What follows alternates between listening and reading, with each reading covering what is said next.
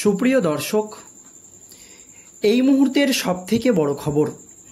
দর্শক, আরজিকর কাণ্ডে মহিলা চিকিৎসকের মৃত্যুর ঘটনায় প্রায় 1 মাস পার হয়ে গেলেও এখনও পথে নেমে প্রতিবাদ করছে সমাজের সমস্ত শুভবুদ্ধি সম্পূর্ণ মানুষ এবং দ্রুত ন্যায় বিচারের দাবিতে কর্মবিরতি পালন করছে রাজ্যের জুনিয়র চিকিৎসকরা, যার জেরে রাজ্যের স্বাস্থ্য ব্যবস্থা ভেঙে পড়েছে।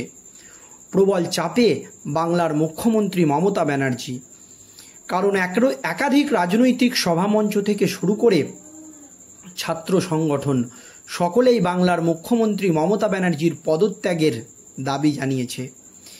এই আবহে আরজিকর কাণ্ডে শুনানি ছিল সুপ্রিম কোর্টে। তবে সুপ্রিম কোর্টে রাজ্যের বর্ষিয়ান আইনজীবী কপিল সিব্বাল দাবি করেছিলেন জুনিয়র চিকিৎসকদের কর্মবিরতি পালন করার জন্য রাজ্যে নাকি 23 জন সাধারণ নাগরিকের মৃত্যু হয়েছে এবং প্রায় 7 লক্ষ লোক হয়রানির শিকার হয়েছে। তবে রাজ্যের আইনজীবী বা মমতা ব্যানার্জি সরকারের এই যে দাবি, সেটা কিন্তু একেবারেই ভিত্তিহীন এবং মিথ্যা বলে দাবি করেছে জুনিয়র চিকিৎসকরা। এবং এই ভিত্তিহীন এবং মিথ্যা দাবি করার জন্য ইতিমধ্যেই স্বাস্থ্য ভবন অভিযানের ডাক দিয়েছিল জুনিয়র ডাক্তারেরা এবং মুখ্যমন্ত্রী মমতা ব্যানার্জির সঙ্গে তারা বৈঠকে বসবেন কথাও কিন্তু তারা জানিয়েছিল।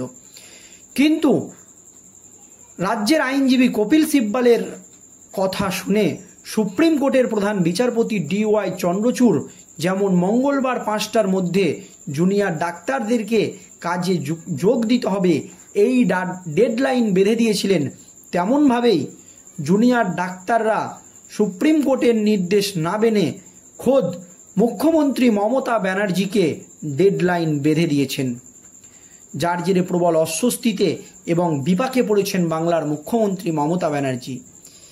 এই আবহে সিনিয়র চিকিৎসকরা জানিয়েছে, যদি জুনিয়র চিকিৎসকদের ওপরে কোনো রকম আক্রমণ কিংবা সুপ্রিম কোর্টের নির্দেশ সত্ত্বেও যদি কোনো রকম কঠোর পদক্ষেপ হয়, তাহলে কিন্তু তারা গণ ইস্তফা বা গণ পদত্যাগ করবে। এই কথা কিন্তু মমতা ব্যানার্জির সরকারকে পরিষ্কার জানিয়ে দেওয়া হয়েছে সিনিয়র চিকিৎসকদের তরফ থেকে। এমনকি সারা ভারতবর্ষের সমস্ত চিকিৎসক সংগঠন জুনিয়র চিকিৎসকদের পাশে দাঁড়িয়েছে। এই আবহে বাংলার মুখ্যমন্ত্রী মমতা ব্যানার্জির সঙ্গে জুনিয়র চিকিৎসকদের বৈঠকের কথা ছিল, তবে এই বৈঠক ভেস্তে গেল এবং মুখ্যমন্ত্রী মমতা ব্যানার্জিকে এবং তৃণমূল সরকারকে আবারও শর্ত বেঁধে দিলেন জুনিয়র চিকিৎসকরা। নবান্নে পৌঁছে বিস্ফোরক দাবি করলেন জুনিয়র চিকিৎসকরা। নবান্নে পৌঁছে গিয়ে জুনিয়র চিকিৎসকরা যা বললেন, তাতে রাজ্য রাজনীতি তো বটেই, গোটা দেশ জুড়ে উঠেছে একেবারে নিন্দার ঝড়। কি দাবি করা হয়েছে দেখুন দর্শক। রাজ্য সরকারের সঙ্গে জুনিয়র চিকিৎসকদের স্নায়ুযুদ্ধ চরমে। লাইভ সিস্টেমিং না হলে বৈঠকে যাব না, জানালেন জুনিয়র চিকিৎসকরা। জুনিয়র চিকিৎসকদের সঙ্গে কথা মুখ্য সচিব, স্বরাষ্ট্র সচিব, ডিজিপির আন্দোলনকারীদের সঙ্গেও কথা বলতে বেরিয়ে এলেন সরকারের শীর্ষ কর্তারা। জুনিয়র চিকিৎসকরা পরিষ্কার দাবি করেছিলেন, মুখ্যমন্ত্রী মমতা ব্যানার্জি যদি না থাকেন বৈঠকে, তাহলে বৈঠক হবে না। এই আবহে মুখ্যমন্ত্রীর উপস্থিতিতে বৈঠকে রাজি হয়েও সর্বাধিক 15 জনেই অনড় থাকে রাজ্য। এই দিন ফের মুখ্য সচিব চিঠি পাঠান আন্দোলনকারীদের দাবিতে অবিচল থেকে 30 জনের প্রতিনিধি দল নিয়ে নবান্নের পথে রওনা দেন তারা। নবান্নে পৌঁছালেও ফের জটিলতার সৃষ্টি হয়। জুনিয়র চিকিৎসকদের দাবি, লাইভ সিস্টেমিং না হলে বৈঠকে যাবে না। নবান্নে পৌঁছে গিয়ে তারা পরিষ্কার রাজ্য সরকারকে জানিয়ে দেয়।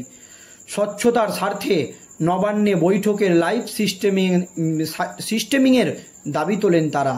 তাদের প্রশ্ন, মুখ্যমন্ত্রীর প্রশাসনিক বৈঠকে লাইভ সিস্টেমিং হয়, এখন কেন হবে না? আপনারা জানেন একাধিক প্রশাসনিক বৈঠক করেন মুখ্যমন্ত্রী মমতা ব্যানার্জি লাইভ সিস্টেমিং করে, কিন্তু ডাক্তারদের সঙ্গে কেন লাইভ সিস্টেমিং করে বৈঠক হবে না, এই প্রশ্ন তুলে দেন জুনিয়র চিকিৎসকেরা। এই দিন বিকেল 5টা থেকে নবান্ন সভাঘরে উপস্থিত রয়েছেন মুখ্যমন্ত্রী মমতা বন্দ্যোপাধ্যায়। পরিস্থিতি এমন পর্যায়ে পৌঁছায় যে মুখ্য সচিব, স্বরাষ্ট্র সচিব, ডিজিপি বাইরে এসে চিকিৎসকদের সঙ্গে কথা বলেন, কিন্তু তাতেও অনড় রাজ্যের জুনিয়র চিকিৎসকরা। 9ই আগস্ট আরজিকর মেডিকেলে উদ্ধার হয় তরুণী চিকিৎসকের মৃতদেহ। সরকারি হাসপাতালে ধর্ষণ ও খুনের বিচার চেয়ে এবং নিরাপত্তার দাবিতে সেই থেকে কর্মবিরতি শুরু করেন জুনিয়র ডাক্তাররা। স্বাস্থ্য সচিব সহ শীর্ষ আধিকারিকদের পদত্যাগের দাবিতে মঙ্গলবার স্বাস্থ্য ভবন অভিযান করেন জুনিয়র ডাক্তাররা। দাবি পূরণ না হওয়ায় সেখানে বসে পড়েন তারা। গত 2 দিন ধরে সেখানে বসে তারা। চলে চূড়ান্ত স্নায়ুযুদ্ধ।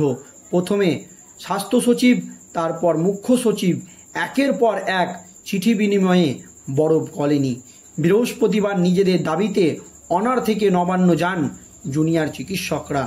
গতকালই মুখ্য সচিবের ইমেলের পাল্টা বার্তায় জুনিয়র চিকিৎসকরা মুখ্যমন্ত্রীর উপস্থিতিতে তারা এই বৈঠক করতে চান। পাশাপাশি মুখ্যমন্ত্রীর উপস্থিতিতে বৈঠকের সরাসরি সম্প্রচারের দাবি জানান তারা। একেবারে লাইভ সিস্টেমিংয়ের দাবি জানান চিকিৎসকরা। এতদিন জুনিয়র ডাক্তারদের সঙ্গে কথা বলার পর সাংবাদিকদের মুখোমুখি হন মুখ্য সচিব।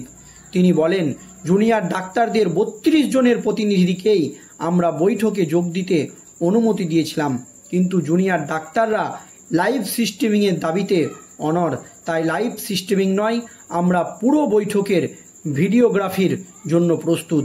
মুখ্যমন্ত্রী বিকেল 5টা থেকে অপেক্ষা করছেন। আমরা খোলা মনে আলোচনা চাইছি। তবে জুনিয়র ডাক্তারদের তরফ থেকে পরিষ্কার জানিয়ে দেওয়া হয় যে মুখ্যমন্ত্রী মমতা ব্যানার্জির বৈঠক বা প্রশাসনিক বৈঠক যদি লাইভ সিস্টেমিং করে হয়, তাহলে কেন জুনিয়র চিকিৎসকদের সঙ্গে বৈঠকে লাইভ সিস্টেমিং হবে না? সেক্ষেত্রে মুখ্যমন্ত্রী প্রায় 2 ঘন্টা নবান্নের সভাঘরে অপেক্ষা করেন। তারপরেও কিন্তু জুনিয়র চিকিৎসকরা সেই সভাঘরে পৌঁছায়নি। মানে আলোচনার যে সূত্র বা আলোচনার যে একটা সমাধান, সেটা কিন্তু বের হয়নি।